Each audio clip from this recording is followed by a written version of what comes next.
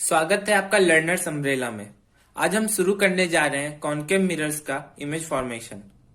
ये टॉपिक काफी इंपॉर्टेंट है आपके एग्जाम पॉइंट ऑफ व्यू से, तो इसे ध्यान से समझिएगा। अभी सबसे पहले हम रूल्स पढ़ेंगे और उसके बाद उनसे लॉजिकली हम डिड्यूस करेंगे हमारे सारे इमेजेस। तो आइए शुरुआत करते हैं। हमारा पहला रूल होता है a ray of light parallel to the principal axis passes through focus after reflection. यानी कि कोई भी इंसिडेंट रे, जैसे कि ये अगर प्रिंसिपल एक्सिस के पैरेलल ट्रेवल करती है, ये है हमारी प्रिंसिपल एक्सिस, अगर उसके पैरेलल ट्रेवल करती है और हमारे कॉनकेव मिरर पर जाकर टकराती है, तो जब वो रिफ्लेक्ट होगी तो हमेशा हमारे फोकस से पास करेगी। यानी कि हम कोई ऐसा जरूरी नहीं है कि ये रे इसी तरफ होनी चाहिए, हमारी इंसिडेंट रे इस तरफ से भी जा सकती है और हमेशा फोकस से ही पास करेगी, चाहे कितनी भी दूरी पर हो। अगर वो हमारे प्लेन मिरर पर पड़ रही है पैरेलली प्रिंसिपल एक्सिस के, तो वो फोकस से ही पास करेगी। हमारा दूसरा रूल होता है a ray of light passing through centre of curvature retraces its path after reflection. यानी कि कोई भी इंसिडेंट रे, ये है हमारी इंसिडेंट रे, अगर ये सेंटर ऑफ कर्वेचर से पास करती हुई हमारे कॉनकेव मिरर पर पड़ती है, तो हमेशा अपने पाथ को वापस से रिट्रेस कर लेगी, यानी कि उसी पाथ पर लौट जाएगी रिफ्लेक्ट होने के बाद। दोस्तों, हमने प्लेन मिरर के केस में भी ये पढ़ा था कि अगर कोई भी लाइट रे परपेंडिकुलरली हिट करती है हमारे प्लेन मिरर के सरफेस को, तो वो वापस उसी दिशा में लौट जाती है। तो हम जानते हैं किसी भी स्फेयर या सर्कल का जो परपेंडिकुलर लाइन होता है वो हमेशा सर्कल से के सेंटर से पास करता है। ये हमारा सेंटर, तो जो इस केस में सेंटर ऑफ कर्वेचर है, ये भी हमारा सेंटर ही है। तो हमारी परपेंडिकुलर लाइन ही है, या फिर परपेंडिकुलर इंसिडेंट रे कह सकते हैं इस कॉनकेव मिरर की सरफेस पे, इसलिए वो अपने पाथ को रिट्रेस कर रही है, जो कि हमने प्लेन मिरर के केस में भी देखा था। आइए हम अपना तीसरा रूल देखते हैं। रूल नंबर 3 हमारे रूल नंबर 1 के एकदम अपोजिट है। यानी कि इस केस में अगर कोई भी इंसिडेंट रे फोकस से पास होती हुई हमारे कॉनकेव मिरर पर जाकर पड़ती है, तो रिफ्लेक्ट होने के बाद वो प्रिंसिपल एक्सिस के पैरेलल ट्रेवल करेगी, जैसा कि हम यहाँ पे देख सकते हैं। तो आप इसको रूल नंबर 1 के अपोजिट के तौर पर भी याद रख सकते हो। हमारा चौथा और आखिरी रूल है इमेज फॉर्मेशन का कि जब भी कोई इंसिडेंट रे हमारे पोल यानी कि इस पॉइंट पर आकर पड़ती है, तो जब रिफ्लेक्ट होती है तो सेम टू सेम एंगल बनाती है प्रिंसिपल एक्सिस से, इंसिडेंट एंगल ऑफ इंसिडेंस जितना, यानी कि angle i equal to angle r, जैसा कि आप यहाँ देख सकते हो। तो ये रहे हमारे रूल्स ऑफ इमेज फॉर्मेशन। तो आइए शुरुआत करते हैं इमेज फॉर्मेशन के केसेस की। हमारा सबसे पहला केस है जब हमारी ऑब्जेक्ट इन्फिनिटी पर रखी हुई हो, यानी कि इस केस में इन्फिनिटी का मतलब ये कि हमारी ऑब्जेक्ट का एक्चुअल साइज हमें नहीं दिख पा रहा हो, जैसे कि सन। तो हम जानते हैं कि जब भी कोई ऑब्जेक्ट बहुत ज्यादा दूरी पर होती है, तो उसकी जो लाइट रेज होती हैं वो हमें ऐसा लगता है कि प्रिंसिपल एक्सिस के पैरेलल ट्रेवल कर रही है, जैसे कि आप देख सकते हैं।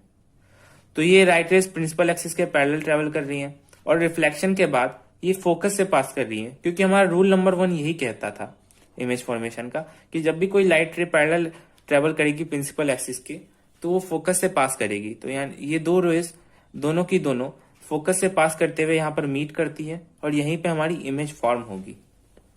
तो आइए हम इसे समराइज करते हैं। हमारी ऑब्जेक्ट है इन्फिनिटी पर, एट इन्फिनिटी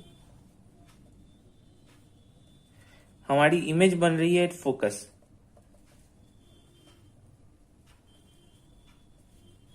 हमारी इमेज का साइज जो है वो हाईली डिमिनिश्ड है।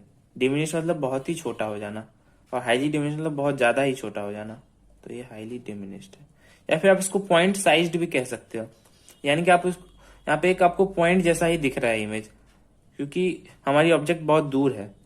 और हम अगर इमेज का नेचर बताने की कोशिश करें तो ये रियल होगा, क्योंकि रियल साइड में बन रही है, ये हमारा रियल वर्ल्ड होता है। तो ये इमेज हमारी रियल है। और इन्वर्टेड है हमारी इमेज। इन्वर्टेड कैसे, वो हम एक दूसरे केस में देखते हैं, इन्फिनिटी पे जब ऑब्जेक्ट रखी हो। तो आप इस केस में देख सकते हो कि ऑब्जेक्ट अभी भी इन्फिनिटी पे ही है, पर उसकी लाइट रेज जो है वो पैरेलल नहीं आ रही है प्रिंसिपल एक्सिस के, वो एक पैरेलल बीम ऑफ लाइट की तरह आती है, पर प्रिंसिपल एक्सिस से कुछ एंगल बनाती हुई आ रही है। तो वो फोकस से पास नहीं करेंगी, वो पास हो रही है किसी एक पॉइंट से, और एक पॉइंट पर जाकर मीट करती हैं। पर वो जो पॉइंट होगा वो हमेशा फोकस के नीचे ही होगा, इस तरह से। तो ये हमारी इमेज आप देख सकते हो कि इन्वर्टेड इमेज है, जैसा कि यहाँ फॉर्म हुई है, क्योंकि यहाँ पे जो ऑब्जेक्ट है इसके टॉप से ये लाइट रेज निकल रही हैं, जो कि बाद में जाकर पैरेलल होती जाती हैं, और वो जो मीट कर रही है तो यहाँ पे वो टॉप का ही इमेज बनाएंगी और ये हमारा बॉटम ऊपर हो जाएगा। तो इस केस में भी हम देख सकते हो कि हमारी ऑब्जेक्ट इन्फिनिटी पर ही थी, हमारी इमेज भी फोकस पे ही बनी, यानी कि फोकस के थोड़ा नीचे बनी है लेकिन फोकस पे ही बनी है।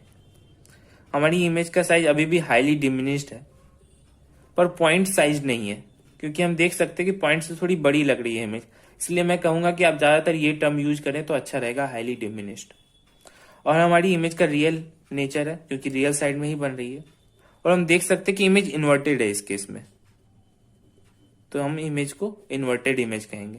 दोस्तों एक बात अगर आप ध्यान में रखो तो बहुत अच्छा रहेगा कि अभी अगर कोई इमेज रियल है तो वो हमेशा इन्वर्टेड ही बनेगी, मतलब यानी कि अगर वो मिरर के लेफ्ट साइड में बन रही है इमेज तो हमेशा इन्वर्टेड इमेज ही बनेगी। ये एक रूल ऑफ थंब है, इसको आप याद रख सकते हो। तो ये रहा हमारा पहला केस। अब हमारा दूसरा केस कहता है कि हम अपनी ऑब्जेक्ट को इन्फिनिटी से थोड़ी नजदीक ले आए मिरर की तरफ, लेकिन अभी भी थोड़ा दूर रखते हैं, यानी कि सेंटर ऑफ कर्वेचर से थोड़ा दूर। तो ये रही हमारी ऑब्जेक्ट। हम हमेशा ऑब्जेक्ट को एरो अप करके डिनोट करते हैं।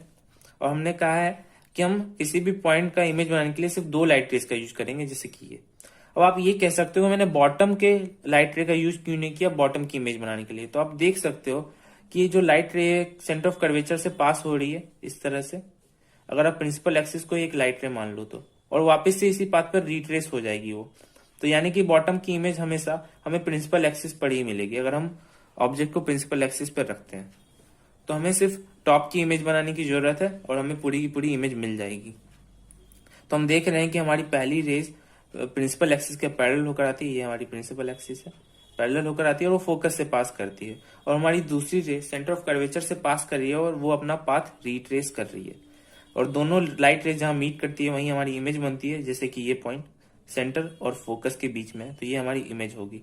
और हमारी जो लाइट रे है वो ऑब्जेक्ट के टॉप में से निकल रही है, तो हमारे ऑब्जेक्ट का टॉप का ही इमेज हमें यहाँ बनता हुआ दिखेगा पहले।